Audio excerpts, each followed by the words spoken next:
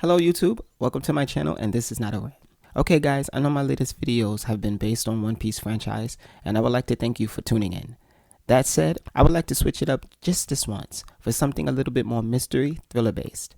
Today's video won't have my usual creative approach on how I view anime, but instead just my overall analysis of the new anime I've been watching. Okay, so lately I've been tuning in, or more realistically, I've been binge watching Kureshira's The Promised Neverland. And I must say I'm impressed and intrigued with the unique style of this scientific thriller-based anime.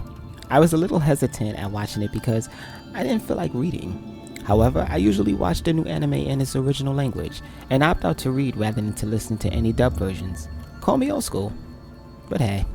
First I would like to talk about the Promised Neverland aesthetics and how it sets the tone for the series. A mash of beautiful green grass that pervades the surrounding area where the story is taking place. In that area lies the Gracefield orphanage that gives off a rather tranquil feel to it, with its traditional style color pattern of black and white. In the vast horizon there are lush trees that enhances the sunset evenings with this somewhat purple sky. Furthermore, the trees make the daylight bright and fresh, while the night dim and gloomy like a dusty basement light that illuminates a small corner. Even the characters aid in the aesthetics with their bright white uniforms that act as a perfect contrast from their different hair colors. From the tones and patterns of art, you get this ominous feeling about the anime that glistens over the horizon. However, none of that compares to what's inside the orphanage. Plain colors of white and brown surround the walls and floors with lit candles that light the path to your destination. With the aesthetic, the colors give a church feel to it with their sublime strict patterns and solid colors. I really enjoy looking at the surrounding area as the B-rolls paint the picture for the scenes. Now it's time for the storyline, which is somewhat like your typical survival or mystery anime, without the guns or murder or any of that horrific stuff. Instead, it starts at the Gracefield orphanage, where a total of 38 children ranging from ages 4 to 11, accompanied by a single caretaker named Mom. Everything seems blissful for the children while under the caretaker's supervision, until one day when Mom announces one of the children is expected to be adopted. As the child packs up with a bittersweet goodbye, she's unaware of the fate that awaits her. Noticing that the adopted child by the name of Connie has left her bunny, two of the older children set out to reunite the two. Unbeknownst to them, the truth behind Connie's future is revealed. Finding Connie's mangled body in the back of the wagon, straight out of medieval times, the two children discover the true purpose of their lives at the orphanage. Traumatized and scared for their lives, they return to the orphanage with plans of escaping. However, there are many adversities and questions that test their survival skills to the extreme. With their time winding down, everyone is stricken with anticipation of what awaits them. And to top it off, there's a trench that separates the area surrounding the orphanage and the outside world. Each episode left me with shock and suspense, with each pop twist revealing each character's motives. I personally was taken aback by this because I said, where is the gore, bloodshed, like where is it? But I was sincerely satisfied with how the storyline played out, giving me just enough until the next episode. It gives me sinister suspense moments like Death Note and creepy vibes like Another. It can make you upset from time to time with how things change suddenly without enough backstory. After the first 3 episodes, as the plot unfolds, I started to recruit my favorite characters.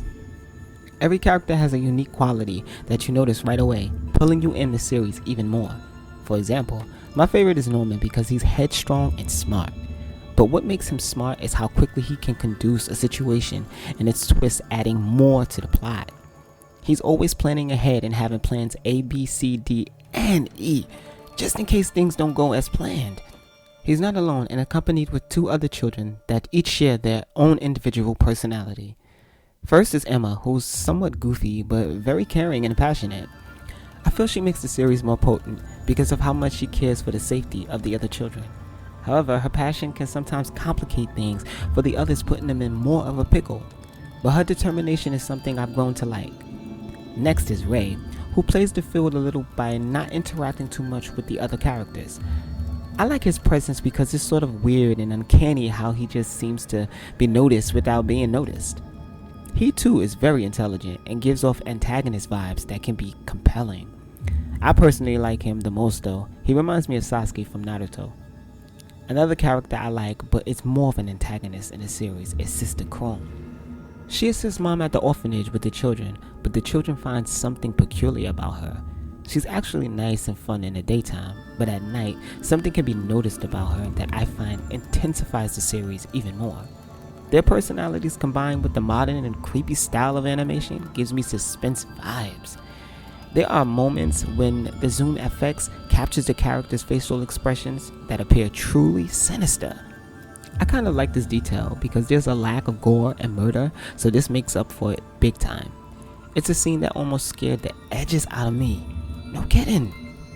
The characters all add this special quality in the series that keeps the momentum going. There are many plot twists you can't stay focused on one because the next one is coming up. If I would have to critique anything about the anime is that I wish there was a little more blood. Also, I feel the music could have been a little more dramatic. This doesn't take away from the music at all, but I feel the animation stole the show most of the time. There are even scenes where there isn't any sound, but because of the animation in a scene, you still receive the excitement. Overall, guys, this anime can be in the top 10 thriller horror style anime of this generation. Well, there you have it, guys, my little review of The Promised Neverland, and I hope you enjoyed the video. Tell me what you think, leave a comment and subscribe if you like my videos. Don't forget, I'm your host Zeke, and this is Not a Rant.